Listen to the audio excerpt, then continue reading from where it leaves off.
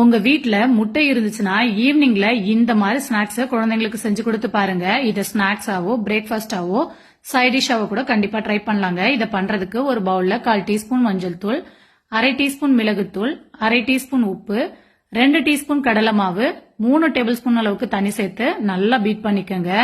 இந்த மாதிரி பீட் பண்ணதுக்கு அப்புறம் இதுல ஒரு 5 முட்டையை உடைச்சு சேர்த்து ஒரு 7 நிமிஷம் நல்லா பீட் பண்ணிக்கோங்க. இந்த மாதிரி நுரைச்சு வந்ததுக்கு அப்புறம் இதுல பொடியா நறுக்கின பச்சை மிளகாய், கறிவேப்பிலை, 2 கைப்பிடி அளவுக்கு பொடியா நறுக்கின வெங்காயம் சேர்த்து ஒரு 2 நிமிஷம் நல்லா பீட் பண்ணிக்கோங்க. இந்த மாதிரி பீட் பண்ணீங்கன்னா சூப்பரா இருக்குங்க. இப்ப அடுப்புல ஒரு பணியாரக்கல் வச்சு நல்லா ஹீட் பண்ணிட்டு ஒவ்வொரு குழியிலையும் 1/4 டீஸ்பூன் எண்ணெய் சேர்த்துருங்க. இப்போ ஒரு குழிக்கரண்டி அளவுக்கு முட்டை சேர்த்து மூடி போட்டு ஒரு 3 நிமிஷம் நல்லா குக் பண்ணிக்கோங்க.